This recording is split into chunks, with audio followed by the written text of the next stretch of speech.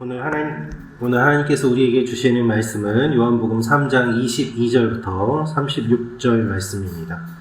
저부터 교독하겠습니다. 그 후에 예수께서 제자들과 유대 땅으로 가서 거기 함께 유하시며 세례를 베푸시더라. 요한도 살렘 가까운 에논에서 세례를 베푸니 거기 물이 많음이라. 그러므로 사람들이 와서 세례를 받더라. 요한이 아직 옥에 갇히지 아니하였더라. 이에 요한의 제자 중에서 한 유대인과 더불어 정결 예식에 대하여 변론이 되었더니 그들이 요한에게 가서 이르되 랍비여, 선생님과 함께 요단강 저편에 있던 이 곧 선생님이 증언하시던 이가 세례를 베풀매 사람이 다 그에게로 가더이다. 요한이 대답하여 이르되 만일 하늘에서 주신 바 아니면 사람이 아무것도 받을 수 없느니라. 내가 말한 바 나는 그리스도가 아니요 그의 앞에 보내심을 받은 자라고 한 것을 증언할 자는 너희니라. 신부를 취하는 자는 신랑이나 서서 신랑의 음성을 듣는 친구가 크게 기뻐하나니 나는 이러한 기쁨으로 충만하였노라. 그는 흥하여야 하겠고 나는 쇠하여야 하리라 하니라. 위로부터 오시는 이는 만물 위에 계시고 땅에서 난 이는 땅에 속하여 땅에 속한 것을 말하느니라. 하늘로부터 오시는 이는 만물 위에 계시나니 그가 친히 보고 들은 것을 증언하되 그의 증언을 받는 자가 없도다. 그의 증언을 받는 자는 하나님이 참되시다는 것을 인쳤느니라. 하나님이 보내신 이는 하나님의 말씀을 하나니 이는 하나님이 성령을 한량없이 주심이니라. 아버지께서 아들을 사랑하사 만물을 다 그의 손에 주셨으니 아들을 믿는 자에게는 영생이 있고 아들에게 순종하지 아니하는 자는 영생을 보지 못하고 도리어 하나님의 진노가 그 위에 머물러 있느니라. 아멘. 오늘 말씀은 요한이 계속해서 예수님을 증거하는 내용이 기록되어 있습니다. 예수님께서 세례를 베푸시고 또 그 가운데 사람들이 많이 모이는 상황 속에서 요한의 제자가 나오게 되는데 오늘 이 말씀을 통해서 우리가 알 수 있는 몇 가지 내용이 있습니다. 첫째로 때를 잘 분별하게 하옵소서입니다. 때를 잘 분별하게 하옵소서. 25절부터 27절 말씀 같이 읽도록 하겠습니다. 시작. 이에 요한의 제자 중에서 한 유대인과 더불어 정결 예식에 대하여 변론이 되었더니 그들이 요한에게 가서 이르되 랍비여, 선생님과 함께 요단강 저편에 있던 이 곧 선생님이 증언하시던 이가 세례를 베풀매 사람이 다 그에게로 가더이다. 요한이 대답하여 이르되 만일 하늘에서 주신 바 아니면 사람이 아무것도 받을 수 없느니라. 아멘. 예수께서 제자들에게 세례를 베푸셨는데 그때 요한도 세례를 베풀었습니다. 그래서 22절 말씀을 보면 예수께서 제자들과 유대 땅으로 가서 거기 함께 유하시며 세례를 베푸시더라 라고 되어 있고 23절은 요한도 에논에서 세례를 베푸니 거기 물이 많음이라 라고 되어 있습니다. 그래서 물이 많은 곳에서 세례를 베풀면서 예수님도 세례를 베풀고 요한도 세례를 베푸는 가운데 어떻게 보면 경쟁을 하는 듯이 세례를 베푸는 일들이 일어나게 되었던 것입니다. 물론 예수님이 세례를 베풀었다고 하지만 예수님이 직접 세례를 베푸신 것이 아니라 예수님의 제자들이 세례를 베풀었음을 우리는 알 수 있습니다. 그런데 사람들이 요한에게 와서 이야기를 합니다. 선생님, 세례 받던 사람들이 다 예수께로 가서 세례를 받습니다. 요한에게 와서 세례를 받던 사람들이 이제는 예수님께로 가서 세례를 받는 일들이 일어나는 것을 요한의 제자들이 이야기를 했던 것입니다. 요한의 입장에서는 어떻게 보면 기분이 나쁠 수도 있고 또한 마음이 상할 수도 있는 일이었습니다. 아무리 자신이 예수님을 증거한다고 하더라도 자신을 따르고 세례를 받던 사람들이 이제는 예수님을 따라가는 모습을 보면서 그는 쓸쓸함을 느낄 수도 있었던 것입니다. 그런데 요한은 이에 대해서 이렇게 이야기하고 있습니다. 하늘에서 주시지 않으면 사람은 아무것도 받을 수 없다라고 말입니다. 3장 27절 말씀을 보면 요한이 대답하여 이르되 만일 하늘에서 주신 바 아니면 사람이 아무것도 받을 수 없느니라 라고 되어 있습니다.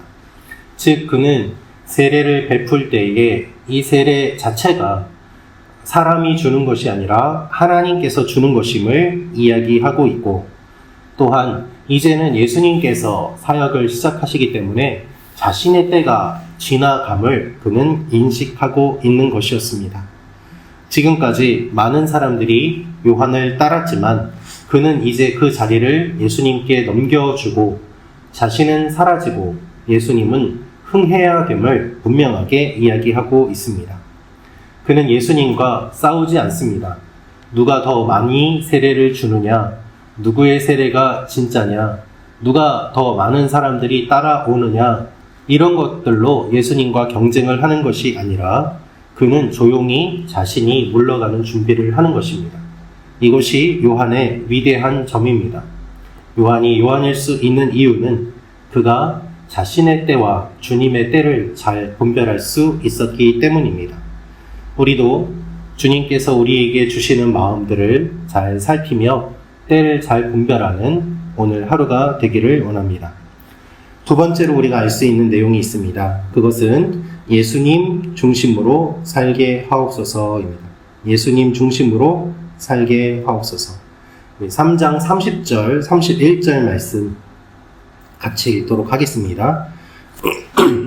시작. 그는 흥하여야 하겠고 나는 쇠하여야 하리라 하니라.